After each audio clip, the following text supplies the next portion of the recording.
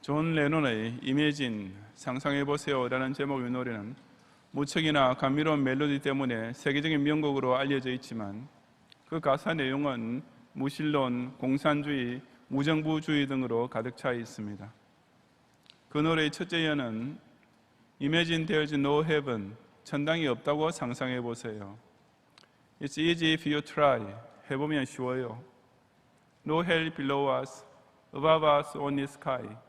우리 밑에 지옥도 없고 오직 우리 위에 하늘만 있어요. Imagine all the people living for today. 모든 사람이 그저 오늘만 위해 살아가는 모습을 상상해 보세요 라고 시작됩니다. 비록 이 노래가 천당과 지옥을 동시에 다 부정하고 있긴 하지만 존 레논 같은 무신론자들이 진짜로 싫어하는 것은 지옥일 것입니다. 하지만 더 어처구니 없는 것은 소위 목사라면서도 그와 똑같은 사고방식을 가진 사람들이 적지 않다는 사실입니다. 지금 당장 인터넷 검색만 해보아도 선하신 하나님이 어떻게 사람을 지옥에 떠들일 수 있는가? 지옥은 마귀를 위한 곳이지 사람을 위한 것이 아니다 라는 따위의 설교들을 쉽게 찾을 수 있는 것입니다. 바벨론의 포로로 잡혀와 있던 유다 백성 역시 그처럼 하나님의 사랑이나 축복과 구원 등은 듣기 좋아하면서도 하나님의 진노나 저주와 심판에 대해서는 고개를 내젓는 자들이었습니다. 에스겔 선지자는 바벨론 제국의 제2차 침공 때 포로로 잡혀와서 바벨론 땅에 살고 있었는데 이 에스겔서는 그때 함께 포로되었던 유다 백성에게 선포된 말씀이었습니다. 그 유다 백성의 가장 큰 불만은 본문 29절에 나오듯이 주의 길이 공평하지 아니하다라는 것이었습니다. 이 주의 길이란 하나님께서 죄를 범한 유다 백성을 바벨론의 포로가 되도록 징계하신 것을 가리키는데 그들은 이것이 불공평한 처사라고 여겼습니다. 바꾸어 말하자면 자기네들은 하나님께로부터 억울한 벌을 받고 있다고만 생각했던 것입니다. 하나님께서는 정말 기가 막히실 수밖에 없었습니다. 그래서 에스겔 선지자를 통해 나의 길이 어찌 공평하지 아니하냐라고 선포하셨던 것입니다. 이 시간 저는 예나 지금이나 사람들이 불공평하다고 여기고 있는 하나님의 심판과 징벌이 왜 지극히 공의로운지를 함께 상고해 보고자 합니다. 첫째, 벌은 하나님이 불공평해서가 아니라 오직 사람 자신의 죄 때문에 받는 것일 뿐이기 때문입니다. 1절부터 4절을 함께 봉독하겠습니다. 또 여호와의 말씀이 내게 임하여 이르시되 너희가 이스라엘 땅에 관한 속담에 이르기를 아버지가 신 포도를 먹었으므로 그의 아들이 이가 시다고 하면 어찌 됨이냐. 주 여호와의 말씀이니라. 내가 나의 삶을 두고 맹세하노니 너희가 이스라엘 가운데서 다시는 이 속담을 쓰지 못하게 되리라. 모든 영혼이 다 내게 속한지라. 아버지의 영혼이 내게 속함같이 그의 아들의 영혼도 내게 속하였나니 범죄하는 그 영혼은 죽으리라. 아멘. 잘되면 제 탓, 못되면 조상 탓이란 우리나라 속담이 있습니다. 매사에 자기 잘못을 인정하려 하지 않고 잘못된 일에 대한 책임은 조상까지 끌어들여서라도 남에게 전가시키고 반면에 모든 공은 자기에게만 돌린다는 의미입니다. 바벨론의 포로로 잡혀왔던 유다 백성 역시 그와 똑같은 자세를 가지고 있었습니다. 그들은 아버지가 신 포도를 먹었으므로 그의 아들이 이가 시다라는 이스라엘 땅에 관한 속담을 인용하고 있었는데 하나님께서는 너희가 어찌 그렇게 말하느냐라고 그 속담의 의미가 잘못된 것임을 책망하셨습니다. 상식적으로 생각해 보아도 어디까지나 신 포도를 먹은 당사자인 아버지의 임한 시기에 느껴지는 것이 당연한 일입니다.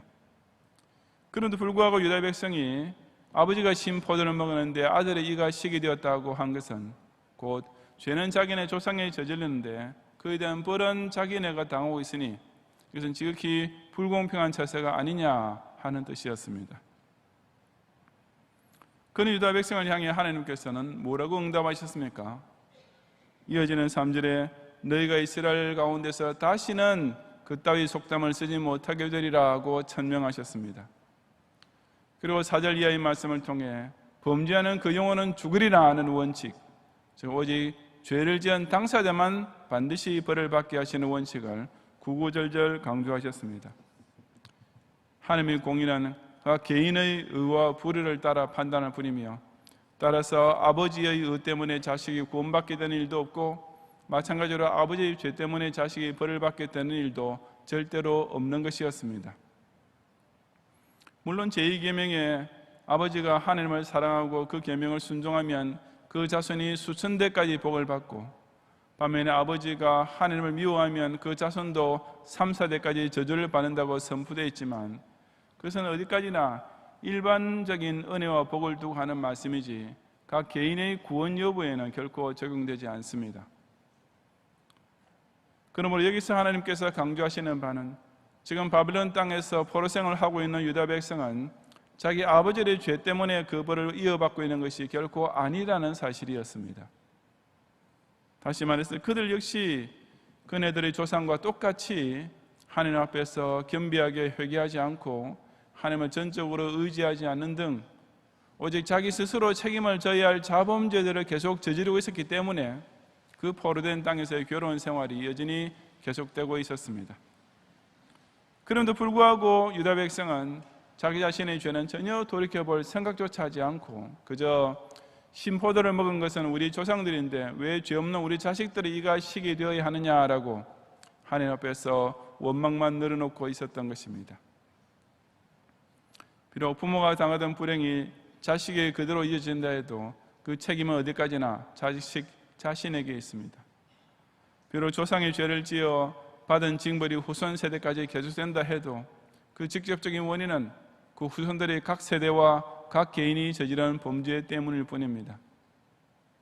마찬가지로 비록 한 나라 전체가 하나님의 심판을 받는 일이 생긴다 하더라도 그 책임은 곧 그 나라의 백성 한 사람 한 사람 개인의 범죄 때문이라는 사실을 그 누구보다도 우리 기도 신자들부터 겸손하게 인정하고 회개할 줄 알아야 합니다. 그렇지 않고 자기가 당하는 고통과 환난을 그저 남의 탓으로만 돌리는 사람은 바로 그런 교만한 마음가짐 때문에 그 나쁜 상황 속에 더욱 깊이 교착될 뿐인 것입니다. 나쁜 일은 무조건 남의 탓으로 돌리고 자신은 억울한 피해자라고만 둘러대는 사고방식이 오늘날 우리나라 사회에서 갈수록 더 팽배해지고 있습니다. 청소년이 끔찍한 범행을 저지르면 어릴 때 자란 환경이 좋지 않아서라든지 부모에게 학대를 받아서라고 변명합니다. 그 본인을 꾸짖고 바로잡을 생각은 전혀 하지 않고 모든 책임을 그저 사회로만 돌리려 하는 것입니다. 나라를 망할 지경에까지 만들어 놓고서도 전임자들이 이미 망쳐놓은 일이라서 라고 둘러댑니다. 만약 경제가 잘 돌아갔더라면 그것도 전임자들이 공으로 돌렸을까요? 아버지가 포도를 먹어서 아들이 이가 시다라는 식의 피해의식에만 사로잡혀 있으면 그 악순환에서 결코 빠져나올 길이 없습니다. 가정에 시험이 생길 때, 조국과 민족이 환난을 당할 때 그저 다른 사람에게만 책임을 돌리려 하지 말고 먼저 자신부터 돌아보면서 자기 속에 있는 들보와 같은 죄를 찾아 회개할 줄 아는 성도들이 되시기를 바랍니다. 둘째로, 아무리 약한 사람이라도 죄 용서함 받고 구원을 주는 기회가 여전히 주어져 있기 때문입니다. 19절부터 22절까지 함께 봉독하겠습니다. 그런데 너희는 이르기를 아들이 어찌 아버지의 죄를 담당하지 아니하겠느냐 하는도다. 아들이 정의와 공의를 행하며 내 모든 율례를 지켜 행하였으면 그는 반드시 살려니와 범죄하는 그 영혼은 죽을지라. 아들은 아버지의 죄악을 담당하지 아니할 것이요 아버지는 아들의 죄악을 담당하지 아니하리니 의인의 공의도 자기에게로 돌아가고 악인의 악도 자기에게로 돌아가리라. 그러나 악인이 만일 그가 행한 모든 죄에서 돌이켜 떠나 내 모든 율례를 지키고 정의와 공의를 행하면 반드시 살고 죽지 아니할 것이라. 그 범죄한 것이 하나도 기억함이 되지 아니하리니 그가 행한 공의로 살리라. 아멘. 자식을 위한 것이라면 못할 것 없는 사람이 부모이고 자기 부모로 하여금 세상에서 가장 행복한 여생을 보내도록 효도하고 싶은 사람이 자식이지만 그런 부모 자식 간에도 절대로 주고받을 수 없는 것이 딱 하나 있습니다. 그것이 곧 구원 얻는 신앙입니다. 본문 앞에 5절부터 18절에서 하나님께서는 의로운 아버지에게서 태어난 악한 아들과 또한 악한 아버지에게서 태어난 의로운 아들을 대조시키고 계십니다. 그러면서 매 문단 끝마다 그는 의인이니 반드시 살리라, 또는 그는 그의 죄악으로 말미암아 죽으리라 하는 말씀을 강조하셨습니다. 자기 아들이 의인이든지 악인이든지 간에 자기만 의인이면 그 부모는 구원을 받고, 자기 아버지가 의인이든지 악인이든지 간에 그 자식이 악인이면 반드시 죽게 된다고 하신 것입니다. 그럼에도 불구하고 19절에 보면 바벨론의 포로로 잡혀와 있던 유다 백성은 아들이 어찌 아버지의 죄를 담당하지 아니하겠느냐라고 말했습니다. 아버지가 죄를 많이 지었으면 그 죄값은 당연히 아들에게도 이어질 수밖에 없다고 한 것입니다. 부자관계라는 것이 얼마나 가까운데 어떻게 아버지의 의로운 공로가 자식에게 득이 되지 않을 수 있으며, 반면에 아버지가 극악무도한 죄를 저질렀다면 자식도 그 해를 입게 되는 것이 당연하지 않느냐는 반박이었습니다. 하지만 그것은 어디까지나 엉터리 인간적인 논리에 불과했습니다. 하나님은 절대로 그렇지 않다고 다시 한번 결론적으로 선포하십니다. 사람은 각각 자기의 의로 구원을 받든지 자기의 악으로 저주를 받든지 둘 중 하나이다. 아들은 아버지 죄 때문에 벌을 받지 않을 것이며 아버지 역시 아들 죄를 대신 책임져 줄 수 없다. 의인의 의로움도 오직 본인에게만 구원을 가져다 주고 악인의 약함도 오직 본인에게만 사망을 가져다 줄 것이다 라고 천명하신 것입니다. 그리고 그 구원하는 믿음은 본인이 살아있을 동안에는 너무 늦은 때라는 것이 결코 없습니다. 악인이 만일 그가 행한 모든 죄에서 돌이켜 떠나 내 모든 윤례를 지키고 정의와 공의를 행하면 반드시 살고 죽지 아니할 것이라고 하나님께서 철석같이 약속하셨기 때문입니다. 비록 본문에 윤례를 지키고 정의와 공의를 행하면 이라고 되어 있지만 이것이 결코 이행덕구를 가르치는 말씀은 아니며 어디까지나 신행일치, 즉 참된 신앙에 필연적으로 따라오는 행위의 열매를 가리키는 말씀입니다. 그러므로 평생을 극악무도하게 살았다 하더라도 죽기 직전에 그 모든 죄를 회개하는 진심한 신앙 고백만 있으면 그 범죄한 것이 하나도 기억함이 되지 않고 반드시 구원 얻게 되는 것입니다. 그러므로 예수를 믿고 천당 구원 받는 것, 이것만큼은 정말 자기 것을 자기가 챙겨야 합니다. 아무리 자식에게 자기 눈이라도 빼줄 수 있는 부모라 하더라도 이것만큼은 대신할 수 없고, 아무리 부모를 복양하기 위해서라면 자기 것의 밥을 드러낼 자식이라 하더라도 이것만큼은 결코 나눠줄 수가 없기 때문입니다. 아무리 부모의 신앙이 좋아도 자식이 그 덕을 볼 수 없고, 아무리 자식이 교회 생활을 열심히 해도 불신앙 가운데 죽은 부모가 그 공로 때문에 지옥에서 천당으로 승급될 길은 전혀 없는 것입니다. 그리고 하나님께서는 그 귀한 구원의 기회를 각 사람에게 마지막의 마지막 순간까지도 여전히 허락해 주고 계십니다. 십자가에 달린 한편 강도가 예수님께로부터 오늘 내가 나와 함께 낙원에 있으리라는 구원의 선포를 듣게 된 것이 그 대표적인 예가 아니겠습니까? 그 강도는 그저 예수님에게 당신의 나라에 임하실 때 나를 기억하소서라는 한마디를 했을 뿐이었습니다. 당연히 그 강도는 무슨 선행의 공로 따위를 쌓을 기회는 전혀 없었지만 하나님께서는 그 신앙 고백 하나만 보시고 그를 의인으로 인정해 주셨던 것입니다. 이처럼 하나님께서는 사람이 아무리 평생을 악한 짓만 하고 살았다 해도 이렇게 쉽게 구원받을 수 있는 길을, 아무리 인생의 마지막 순간이라 할지라도 여전히 천당에 들어갈 수 있는 문을 활짝 열어놓고 계십니다.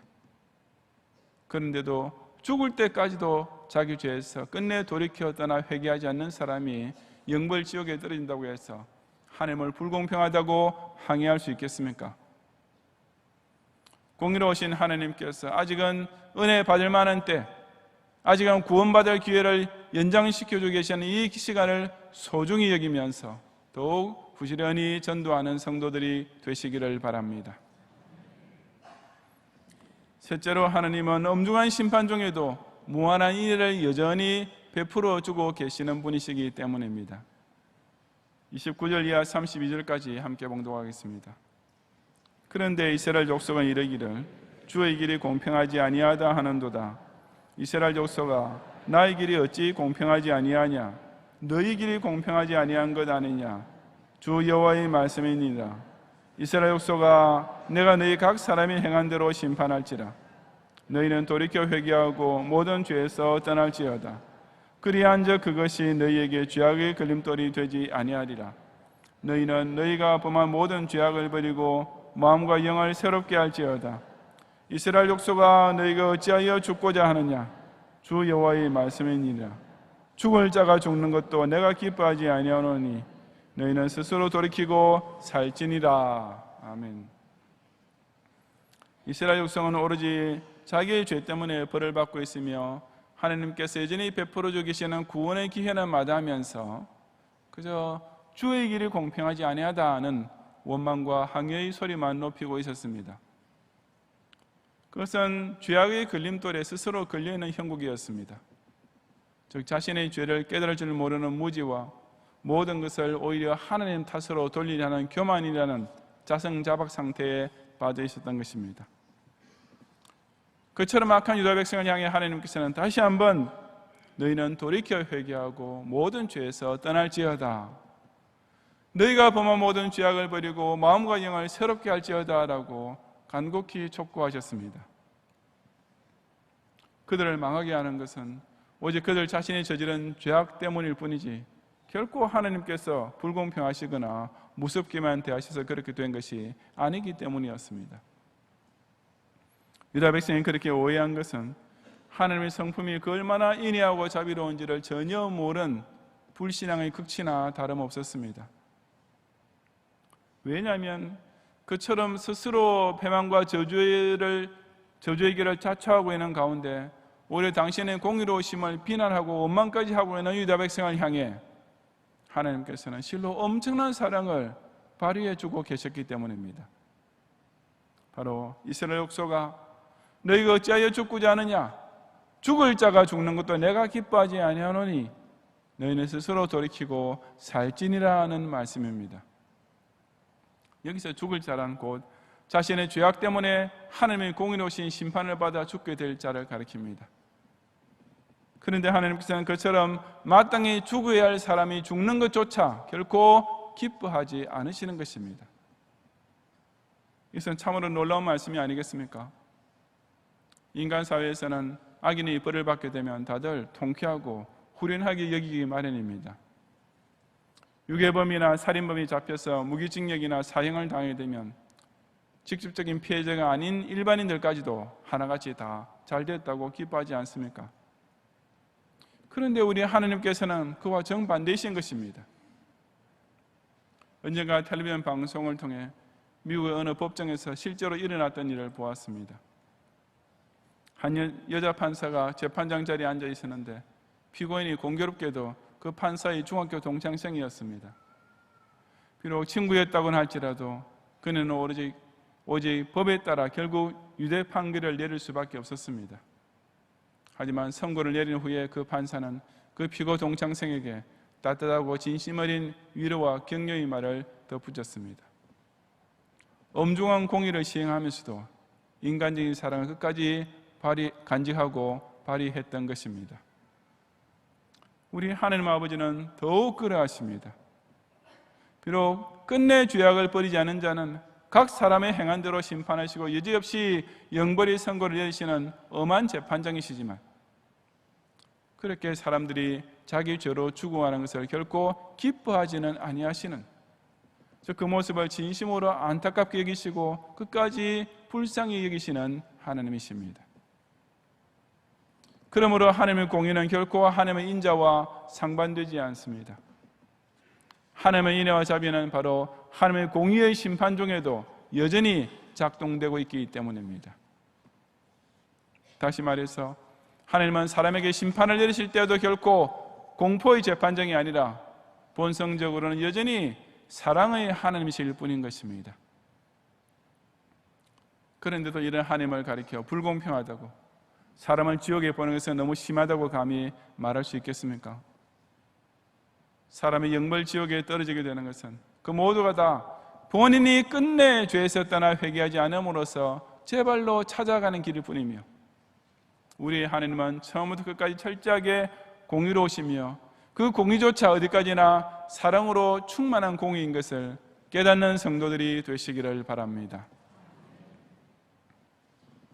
성도 여러분, 유다 백성이 민족 멸망이라는 벌을 받게 된 것은 순전히 그들 자신이 하나님을 배반하고 범죄했기 때문에 따라온 당연한 결과였습니다. 그럼에도 불구하고 하나님께서는 그들을 다 죽이지는 않으시고 그나마 남은 자를 바벨론의 포로가 되어 살게 해주심으로써 그들로 하여금 그때라도 회개하고 회복될 수 있는 기회를 주셨습니다. 즉 바벨론의 포로 생활은 오히려 하나님의 사랑의 표현이었고 거기 살던 유다 백성은 정말 특별한 은혜를 누리고 있는 자들이었던 것입니다. 그럼에도 불구하고 유다 백성은 주의 길이 공평하지 아니하다라는 불만만 터뜨리고 있었으니 그 얼마나 어처구니 없고 뻔뻔하기 짝이 없는 적반하장이겠습니까?